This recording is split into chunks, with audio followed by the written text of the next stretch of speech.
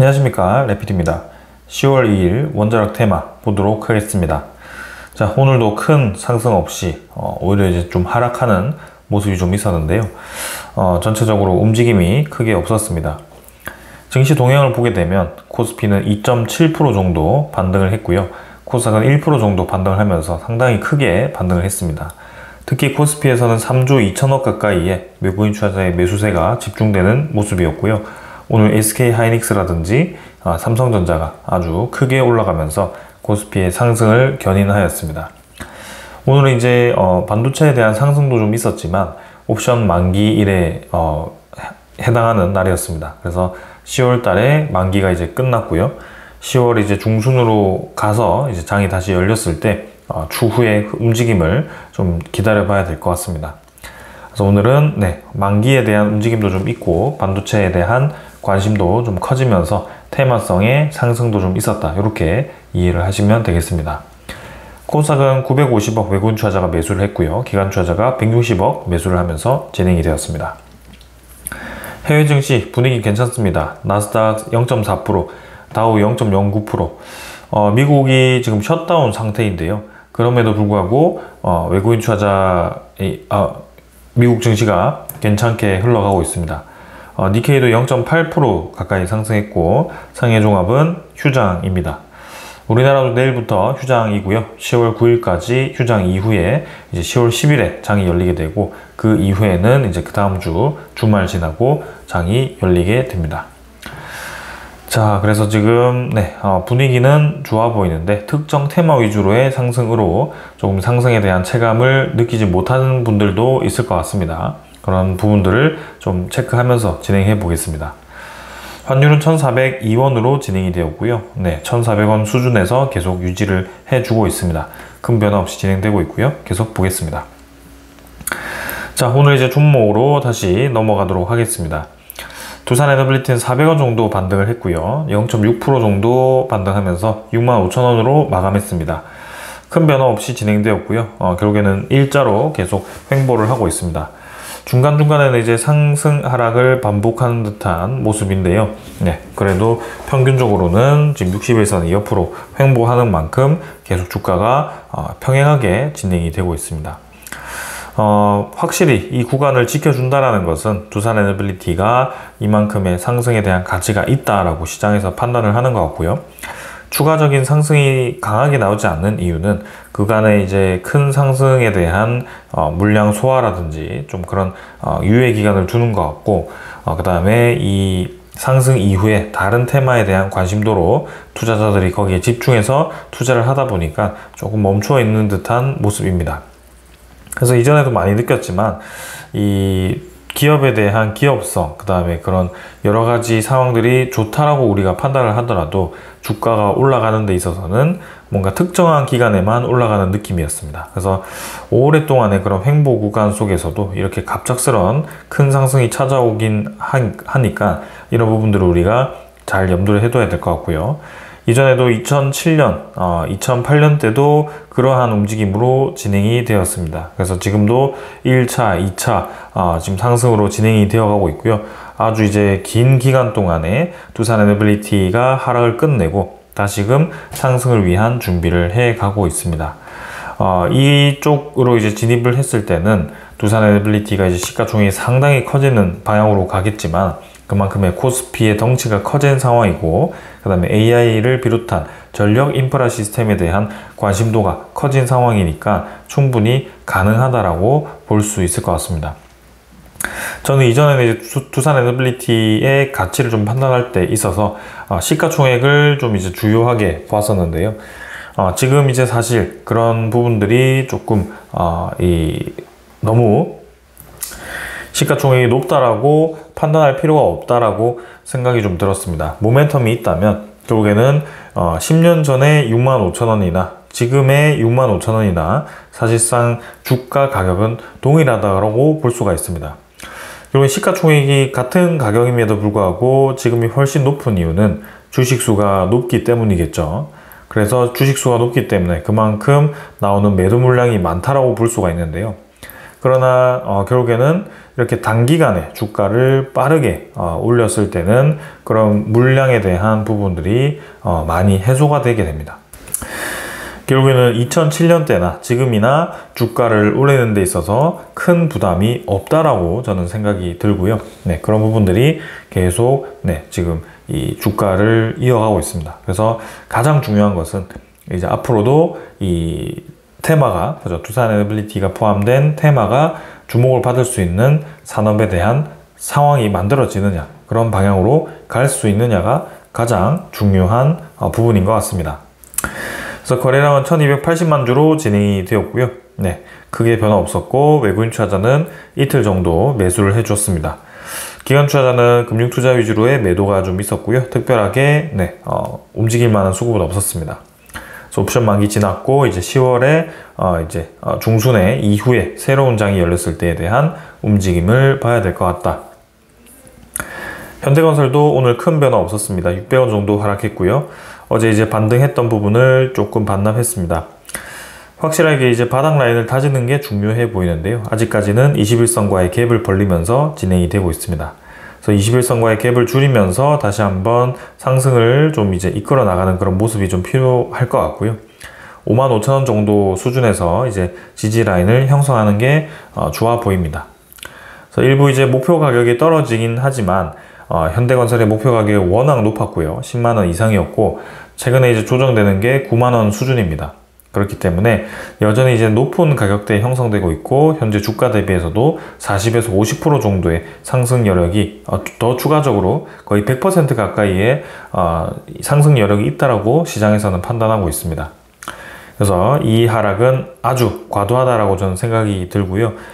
이제 2달 정도, 3달 정도 이제 하락을 좀 했는데 하락을 좀 멈추고 10월 달에는 그런 추세를 좀 전환하는 모습을 볼 수 있도록 해보겠습니다. 외국인 투자자 오늘 큰 변화 없었고요. 기관 투자자도 마찬가지 투신 투자자 위주로의 매수가 있었지만 나머지 투자자들은 크게 매수가 없었습니다. 한전 KPS는 0.3% 정도 반등했고요. 크게 변화 없었습니다. 계속 지지 라인 형성하면서 진행되고 있고요. 21선과 갭을 벌리고 있고 조금 이제 계단식으로 떨어지는 느낌이 이제 추가적인 하락이 나오지 않고 마찬가지 바닥을 잡는 그런 느낌이 좀 필요한데요. 아직까지는 좀 그런 모습이 나오지 않고 있습니다. 마지막까지 기관 투자자에 대한 매도가 좀 있었고요. 투신 투자자가 매도하면서 진행이 되었습니다. 한전기술도 121선 근처에서 지지 라인을 형성하는 듯 하지만 현대건설도 이렇게 이제 힘없이 좀 빠지는 모습이었습니다. 그래서 121선 충분히 뚫을 수 있을 거다라고 생각을 좀 하는 게 마음이 편안할 수도 있을 것 같고요. 한전기술이 좀 반전을 하기 위해서는 한국형의 그런 원자력이 좀 좋은 방향으로 진행이 돼야 되는데 아직은 그런 모습이 나오지 않고 있다. 수급은 외국인 투자자 위주로의 매수가 조금 이어지지만 크게 주목할 만한 수급은 없었습니다. S&T 에너지는 2.9% 하락하면서 또 61선 근처까지 주가가 떨어졌습니다. 쌍바닥 그리는 건 뭐 거의 전형적인 패턴이고요. 이러한 흐름 이후에 이제 21선을 돌파하는 게 중요해 보입니다. 그래서 LNG에 대한 시장, 그 다음에 그런 이 원자력 발전 혹은 조선에 대한 시장이 S&T 에너지의 주요 시장이 될 수 있고요. 이제 미국과의 그런 협력에 대한 관계가 이제 에이펙을 계기로 해서 아주 이제 주목을 받게 되었을 때 다시 한번 조방원이 또 이렇게 주목을 받을 수 있을 거라고 생각이 됩니다. 그래서 지금은 옵션 만기까지 반도체에 대한 관심도가 컸지만 분명히 옵션 만기 이후에는 좀 다른 모습이 나올 수 있을 거라고 생각이 됩니다. 자, 일별 거래량은 조금 증가하면서 하락을 했지만 만기에 대한 움직임일 가능성이 크고요. 조금 더 보겠습니다.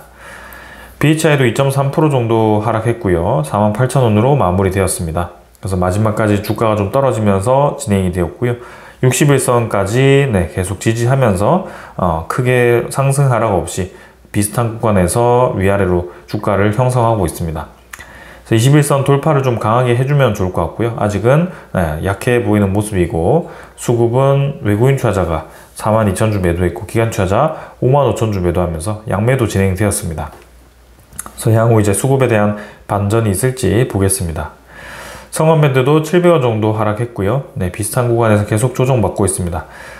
비슷한 저항대에서 계속 저항을 받고 있는 모습이고요. 이 구간을 이제 뚫고 나갔을 때 이제 사상 최고치를 갱신할 수 있는 상황일까, 이런 부분들을 체크를 해야 됩니다.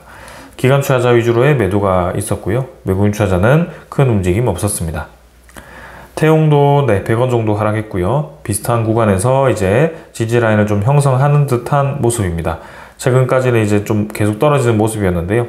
이 구간에서는 한 며칠 정도 시간을 끌면서 진행되고 있습니다. 그래서 이제 21선이 모아지면서 수렴 구간 형성할 때 이런 구간을 강하게 좀 돌파하는 그림이 나와줘야 될 것 같고요. 네, 다른 종목들과 비슷하게 움직이지 않을까 싶습니다. 특히 태용 같은 경우는 최근에 많은 수주를 했다고 또 이제 어제 기사가 났기 때문에 그런 부분에 대해서 기대를 해볼 수 있을 것 같고요. 일단 외국인 투자자, 기관 투자자 큰 관심 없이 최근에 계속 약세를 보이고 있습니다. 오지는 보합 마무리되었고요. 14,880원입니다. 비슷한 구간에서 마무리했지만 연휴 이후에 움직임을 봐야 될 것 같고요. 일별 거래량은 오늘 많이 줄었습니다. 그래서 상승에 대한 부분이 좀 많이 줄었고요. 외국인 투자자, 기관 투자자 양매도 진행되었고 향후 이제 흐름을 살펴봐야 될 것 같습니다. 자, 전반적으로 이렇게 좀 진행이 되었고요. 이번 9월달, 그 다음에 10월 초, 10월 옵션 만기까지는 이 원자력 테마가 상당히 좀 약한 모습이었습니다. 사실 원자력 테마뿐만이 아니라 에너지 테마에 대한 전체 움직임이 좀 약한 모습이었고요. 미국과 직접적으로 관련이 있는 그런 선박주, 이런 이제 LNG 관련 종목들이 다들 약한 모습이었습니다. 대신에 이제 반도체 종목들이 상당히 강한 모습이었고요.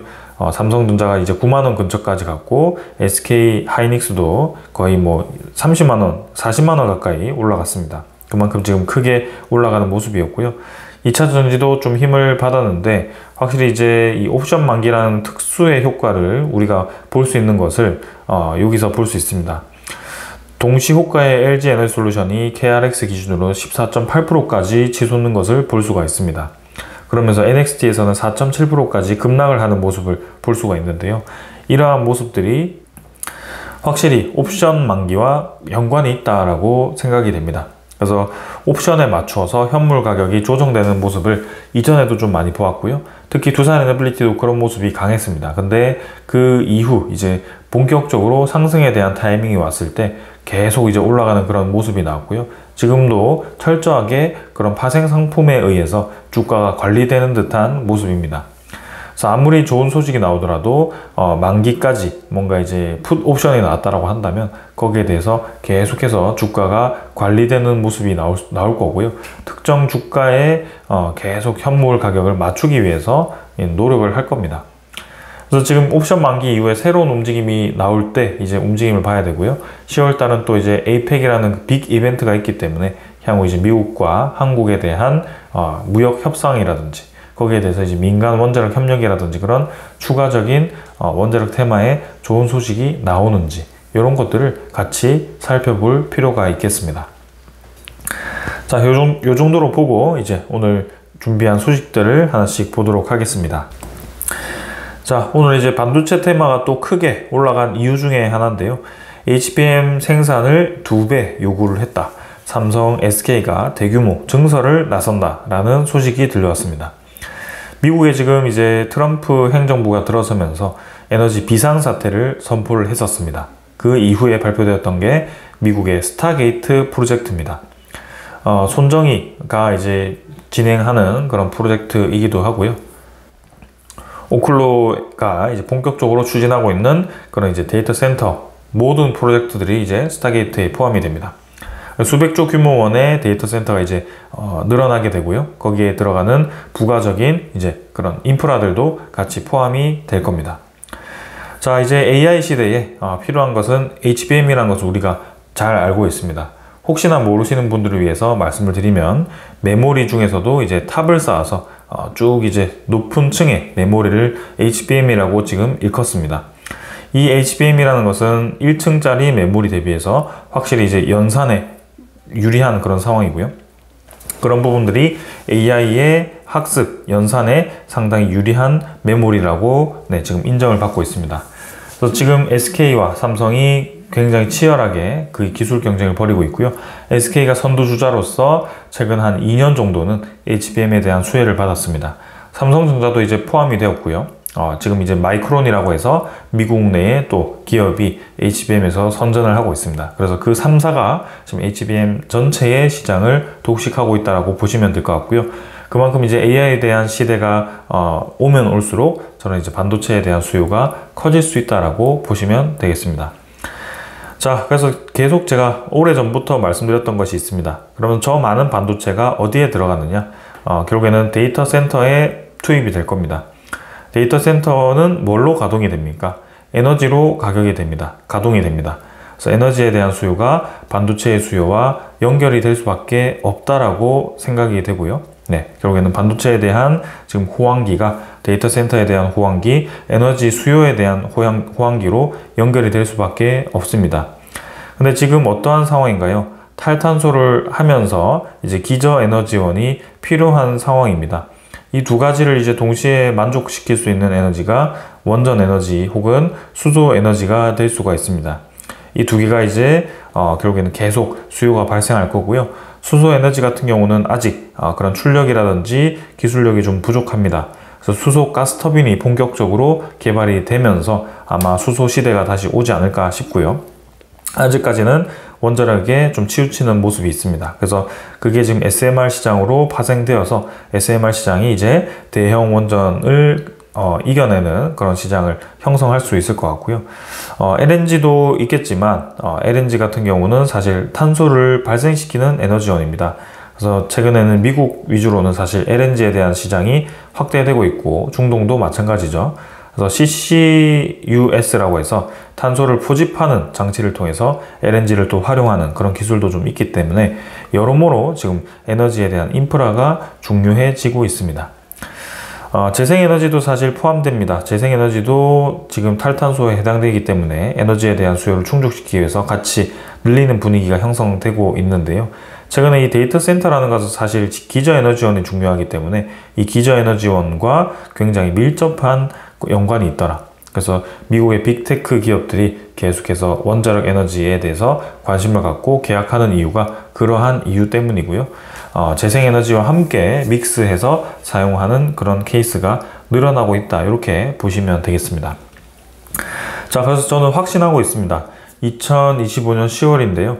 결국에는 시간이 지나면 지날수록 반도체 수요가 늘어나면 늘어날수록 에너지에 대한 인프라의 중요성이 커질 겁니다. 그래서 미국 내에서도 이미 데이터 센터가 급격하게 늘어나기 시작하는데 거기에 대해서 지금 부작용이 발생하고 있습니다. 전기는 지금 생산할 수 있는 양은 뭔가 일정한데요. 생산할 수 있는 양이 일정한데 이제 전기에 대한 수요가 늘어나고 있습니다. 근데 그 수요가 전반적으로 늘어나는 것이 아니라 특정 지역, 데이터 센터에 집중되는 그런 수요가 늘어나다 보니까 그쪽으로 전기가 빨려 들어가기 시작하죠. 왜냐하면 데이터 센터는 이제 멈추면 안 되는 그런 에너지원이고요. 한번 멈추면 이제 AI에 대한 학습이라든지 AI를 업그레이드하는 게 불가능해질 겁니다. 그렇기 때문에 이러한 부분들이 전기료를 높이고 있고요. 미국 내에서도 굉장히 불만이 많이 나오고 있습니다. 자, 그러면 지금 굉장히 심각한 상황일 수밖에 없는데요. 앞으로도 이런 상황을 막기 위해서는 이제는 데이터 센터를 직접 커버할 수 있는 에너지원을 빠르게 늘리는 것이 중요해 보입니다. 아무래도 대형 원전 입장에서는 대형 원전은 지금 뭐 빠르면 7년, 느리면 10년 이상이 걸리기 때문에 그런 부분들이 좀 부담스럽기 때문에 최근에 주목받는 것이 SMR이고요. 혹은 트럼프처럼 이제 LNG를 활용하는 그런 상황을 만들게 될 겁니다. 그래서 이 두 가지가 상당히 중요한 키 역할을 할 것으로 보여지고요. 그 다음에 이제 부가적으로 이제 재생에너지도 같이 그 역할을 하게 될 겁니다. ESS와 함께 진행되는 역할을 하겠죠. 이게 이제 기저에너지원으로서 주요한 에너지 역할을 하지는 못하겠지만 그래도 일부분은 그 역할을 할 수 있을 거라고 기대가 되고요. 이런 모든 에너지원이 이제 수요가 늘어나는 시대가 올 거고 그 에너지를 빠르게 이제 늘리기 위해서 필요한 기자재들, 그런 부가적인 그런 전력에 대한 부가품들, 소모품들 이런 것들이 이제 수요가 폭발적으로 늘어나는 시기가 시작될 겁니다. 내년부터 본격적으로 그 시기가 올 거고요. 계속해서 우리가 주목을 해볼 필요가 있겠습니다. 자, 그래서 SMR 시장이 계속 커지고 있기 때문에 그 기자재 기업들이 계속 주목받고 있습니다. 부산시를 중심으로 해서 그런 조짐이 좀 보이고 있고요. 부산 사하구에 이제 본사 화신 볼트 사업, 그 다음에 압력 용기용 특수 체계를 준비를 하고 있다. 그리고 태용은 뭐 며칠째 말씀을 드렸기 때문에 잘 아실 것 같고요. 그 다음에 보조기기 지원센터라든지 이런 SMR에 대한 기자재 제작 기지를 이제 부산에다가 짓고 있습니다. 그리고 사실 부산뿐만이 아니죠. 두산 에너빌리티도 직접적으로 이제 SMR에 대한 공장을 늘리고 있고요. 거기에 대한 이제 모멘텀 기대감으로 목표 주가도 계속 9만 원대를 지금 유지를 하고 있습니다. 자, 그래서 지금 KB증권도 반복적으로 리포트를 내면서 두산 에너빌리티의 목표 주가를 높게 계속 유지를 해주고 있고요. 확실히 아마존과 그 다음에 뉴스케일 파워의 대규모 그런 프로젝트들을 기대를 하고 있고요. 테라파워도 이제 영국 내에 그런 프로젝트라든지 그런 해외 프로젝트를 진행하고 있다 보니 두산 에너빌리티의 SMR 기자재 파운드리 역할을 또 기대를 하고 있습니다. 그리고 이제 두산 에너빌리티 뿐만이 아니라 이제 뭐 볼트라든지 그런 이제 주 단조 부품 각각의 이제 SMR에 들어가는 여러 부품들이 있을 텐데 그 모든 거를 두산 에너빌리티가 또 생산하지는 않을 겁니다. 그래서 그런 협력사들에게 또 발주를 내고 서로 이제 협력 관계를 유지하면서 그런 생산 제조 기반을 만들 것으로 기대가 됩니다. 그래서 전반적으로 이제 협력을 하면서 다 같이 성장하는 기회를 가질 것으로 기대되고요. 계속 우리가 주목해 볼 만하다. 그리고 미국 원자력 에너지의 확대로 우라늄 수급이 리스크가 있을 정도로 예상이 되고 있습니다. 그래서 향후 10년간 공급이 부족할 거다라는 얘기가 있는데요. 올해 원전에 대한 너무 빠른 확대가 또 부작용으로 나타날 수는 있겠죠. 그래서 우라늄에 대한 채굴이 상당히 중요해 보이고요. 이런 부분들도 향후 이슈가 될 수 있습니다. 그래서 이런 부분들도 계속 주목을 해야 되고요. 미국 내에서도 계속 우라늄에 대한 생산 그런 기업들을 찾고 있는 그런 상황입니다. 그리고 이제 현대건설은 미국의 원전 파트너 페르미와 함께 이제 지멘스와 발전소 장비 협력을 진행을 하게 된다고 합니다. 그래서 현대건설이 본격적으로 미국 내의 텍사스 에너지 캠퍼스에 이제 장비를 도입하고 그렇게 이제 준비를 하는 모습이고요. 현대건설도 이제 웨스팅하우스와 본격적으로 협력을 함으로써 이제 그런 리스크를 털어내고 힘을 받을 수 있는 상황을 만들지 않을까 기대가 됩니다. 자, 그리고 이제 지금 뭐 베트남과 러시아가 또 민간 원자력 협력을 합의를 했죠. 그래서 지금 아시아 시장이 확실히 러시아 쪽으로 간다라는 것이 좀 느껴집니다. 카자흐스탄도 마찬가지 원전 추가 건설 공식 검토를 한다고는 했지만 사실 뭐 아직까지 본격적으로 나온 소식은 아니고요. 첫 번째 호기는 지금 러시아 쪽으로 갔습니다. 그리고 미얀마도 마찬가지 러시아 지원 속에 원전 건설이 가속되고 있다. 이런 얘기가 나오고 있고요. 계속해서 지금 원전 패권 경쟁이 이루어지는 상황 속에 아시아 시장은 지금 확실히 중국은 자국 원전만 하더라도 지금 수십 개가 짓고 있고 러시아는 아시아 쪽을 확실히 꽉 잡고 있습니다. 그래서 한국 입장에서 사실 진출하기가 쉽지 않은 그런 환경인 것으로 보여지고요. 유럽 시장을 진출했지만 웨스팅하우스와의 그런 뭐 계속 굴욕 뭐 이런 얘기를 하고 있는데요. 그런 이제 계약으로 인해서 좀 주도권을 뺏긴 것은 사실입니다. 하지만 여기도 나오듯이 마누가로 풀어야 된다. 미국과의 협력으로 풀어야 된다라는 얘기가 나오고 있습니다. 사실 뭐 협력은 어쩔 수 없다라고 봅니다. 결국에는 이 협력을 갈 수밖에 없었던 그런 주변 환경을 우리가 깊이 생각하지 않을 수밖에 없고요. 그 전에 합의를 하지 못했던 그 이유, 그 다음에 원전 에너지에 대한 주도권을 처음부터 가지지 못했던 그 이유에 대해서 우리가 깊이 근본적으로 생각을 해본다면 그 누구를 탓하기는 애매할 겁니다. 그래서 지금은 누가 잘못했냐, 지금 누구를 벌해야 되느냐 이걸 찾을 게 아니라 앞으로 이제 우리가 어떻게 대응을 해야 되느냐를 고민을 해야 되고요. 이것을 해결하기 위해서는 민간이 아닌 한미 정부 차원의 협력이 필요하다. 그래서 마스가 그죠? 조선에 대한 협력 말고도 이제 마누가라고 해서 미국과의 원전의 협력이 필요한데요. 특히 미국은 지금 2030년까지 대형 원전 10기를 건설을 준비하고 있는데 여기에 대해서 웨스팅하우스에게 맡기는 걸 주저하고 있다. 왜냐하면 웨스팅하우스가 건설한 보글 3, 4호기는 비용도 엄청나게 많이 들었고 요거는 이제 지연이 되어서 그렇고 그 다음에 그런 이제 건설 능력도 부족하고 그런 부분들이 이제 우리나라에게 기회가 되고 있습니다. 실제로 이제 웨스팅하우스와 그런 협력을 우리가 이 한수원이 직접 얘기를 한 것으로 보여지는데요. 웨스팅하우스가 최근에 그런 지연에 대한 비용을 한국이 떠맡아라 라고 얘기를 함으로써 사실 웨스팅하우스가 안명 높죠. 그래서 그런 부분을 좀 우리가 불리하게 가지 않기 위해서 좀 본격적으로 협상을 못한 것 같습니다. 자, 그래서 향후 이제 미국 시장을 어떻게 진출할지 그런 것들이 협력이 되어야 되고요. 결국에 미국 시장에 우리가 진출하는 것은 저는 거의 확정적이라고 봅니다. 그래서 이제 웨스팅하우스에 우리가 양보를 한 만큼 우리가 얻을 수 있는 이득을 챙겨가는 것이 중요해 보이고요. 미국이 다른 대체자를 찾기 전에 우리가 영리하게 그 부분을 파고 들어가야 될 것 같습니다. 자, 그래서 이제 저는 확실하게 기회가 왔다라고 생각이 되고요.